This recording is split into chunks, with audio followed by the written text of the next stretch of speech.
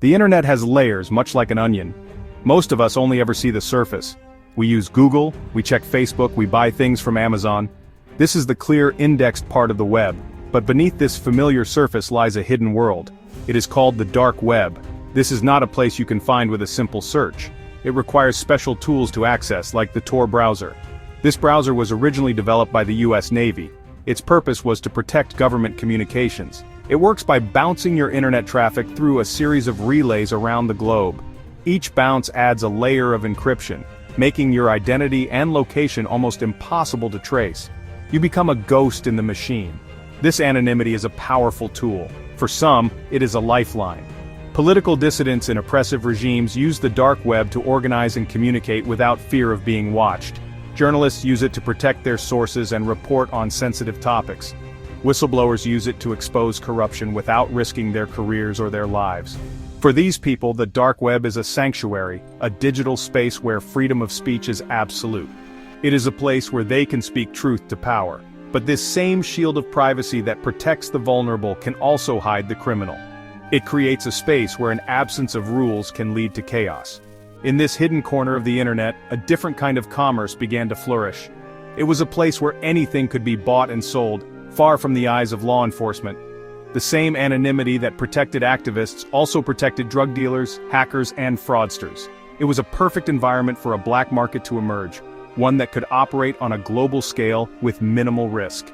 The dark web provided the secrecy. All that was missing was a marketplace, a centralized platform where buyers and sellers could connect. It was an opportunity waiting for someone with the right vision and the wrong intentions to seize it. The dark web is not inherently evil, it is simply a tool. Like any tool, its morality is defined by the person who wields it. It can be used to build or to destroy. It can be a beacon of freedom or a den of crime. This digital duality is what makes it so fascinating and so dangerous. It represents the wild, untamed frontier of the internet, a place of immense potential and profound risk. And it was in this very frontier that one young man decided to build an empire.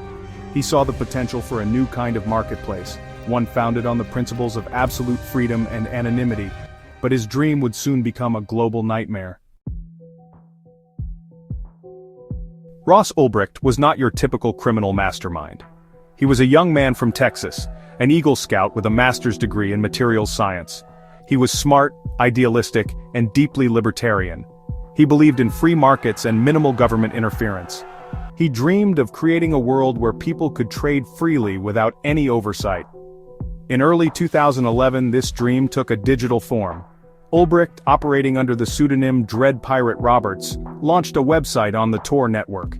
He called it Silk Road. His vision was to create an Amazon for illegal drugs, a place where people could buy and sell goods anonymously, using a new, untraceable digital currency called Bitcoin. The site was revolutionary in its design. It looked like any other e-commerce website with product listings, seller profiles, and a customer review system. Users could browse categories of drugs from cannabis to heroin, just as they might browse for books or electronics on a regular site. The use of Bitcoin was key. It allowed transactions to happen without involving traditional banks, making them difficult for authorities to track. Ulbricht created an escrow system where the site held the payment until the buyer confirmed they had received their goods. For his service, he charged a commission on every sale. This simple system built trust in a trustless environment and made him incredibly wealthy. At first, Silk Road was seen by some as a bold experiment in libertarian economics. Ulbricht argued he was reducing harm. By moving drug deals off the streets and into a controlled online environment, he claimed he was making them safer. The review system, he believed, ensured quality control and reduced the violence associated with street-level drug dealing. But the site quickly grew beyond his initial vision. It became a one-stop shop for all things illegal. Listings for forged documents such as fake passports and driver's licenses appeared. Hackers offered their services, selling stolen credit card data and malicious software to the highest bidder. The darkness festering within Silk Road deepened over time. The marketplace that began as a platform for drugs soon became a hub for more sinister activities. Money laundering became a core function, as criminals used the site to clean their illicit profits. The anonymity of the platform emboldened its users, and the discussions in its forums grew more extreme. The most disturbing development was the alleged introduction of murder-for-hire services. Ulbricht himself was accused of commissioning multiple assassinations to protect his growing empire. The libertarian dream had curdled into a criminal enterprise, a digital kingdom built on addiction, fraud, and violence. The Dread Pirate Roberts was no longer just a merchant, he was a kingpin. The rise of Silk Road did not go unnoticed. Law enforcement agencies around the world were baffled and alarmed. Here was a global drug market operating with impunity, seemingly beyond their reach. The site's use of Tor and Bitcoin created a formidable technological wall. For a long time, the identity of the Dread Pirate Roberts was a complete mystery. A multi-agency task force was formed, bringing together agents from the FBI, DEA, and Homeland Security. They called their mission Operation Marco Polo, a hunt for the elusive king of this new digital spice route. They knew they couldn't just shut down the site, they had to find the person running it. The investigation was a slow, painstaking process of connecting digital breadcrumbs. Agents went undercover on the site, posing as large-scale drug traffickers to gain the trust of the administrators. They made buys, analyzed the shipped packages for clues, and tried to trace the flow of Bitcoin. The breakthrough came from an unlikely source, the clear web. An IRS agent named Gary Alford began searching for the earliest mentions of Silk Road online. He found an old post on a Bitcoin forum, where a user named Altoid was promoting the new site. He then searched for other posts by Altoid, finding one on a coding forum, where the user asked a technical question and crucially, signed off with his real email address, rossulbricht@gmail.com. This was the first thread that began to unravel Ulbricht's carefully constructed anonymity.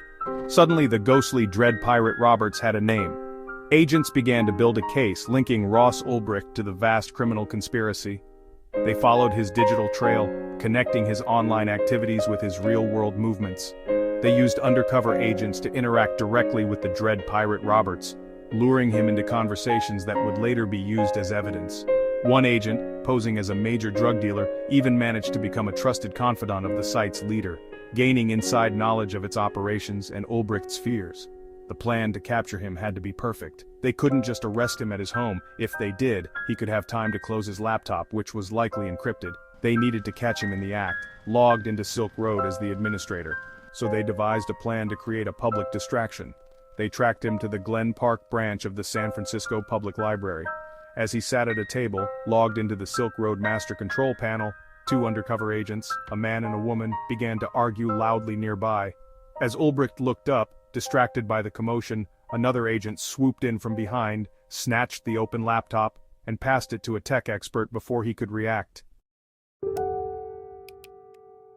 The moment of his arrest was surreal. 1 second, Ross Ulbricht was the Dread Pirate Roberts, the powerful and anonymous ruler of a billion-dollar digital empire.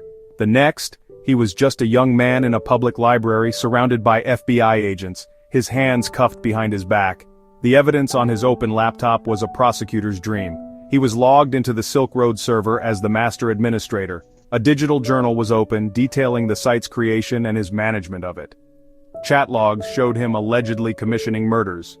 The case against him was overwhelming, a direct link between the man and the digital phantom. The trial that followed was a landmark event in the history of cybercrime. Ulbricht's defense team argued that he was merely the founder of the site and had sold it early on. They claimed he was set up to be the fall guy, a convenient scapegoat for a much larger operation. But the prosecution presented a mountain of digital evidence. They painted a picture of Ulbricht not as a misguided idealist, but as a ruthless kingpin who was willing to resort to violence to protect his profits.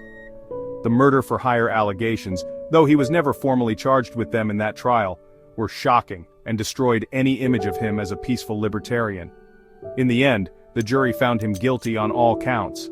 The sentence was stunning. Ross Ulbricht was given 2 life sentences plus 40 years, with no possibility of parole. The judge made it clear that the sentence was meant to be a warning to anyone who might follow in his footsteps. The severity of the punishment sparked a fierce debate that continues to this day. His supporters argue that the sentence is disproportionately harsh, especially since he was a first-time non-violent offender. They see him as a political prisoner, punished for challenging the system. His critics, however, argue that his actions fueled countless addictions and crimes, and the sentence was just, given the immense harm caused by his creation. The takedown of Silk Road was a major victory for law enforcement, but it was not the end of the story. The site's legacy is complex.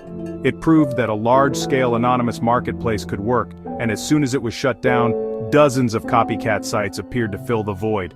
The dark web remains a thriving hub for illegal commerce, a constantly shifting landscape that is incredibly difficult to police. The story of Silk Road serves as a powerful reminder of the battle between privacy and security in the digital age. It raises a question that we still grapple with today. Was Silk Road a noble fight for freedom, or was it simply a very modern, very dangerous criminal enterprise? The answer, like the web itself, has many layers.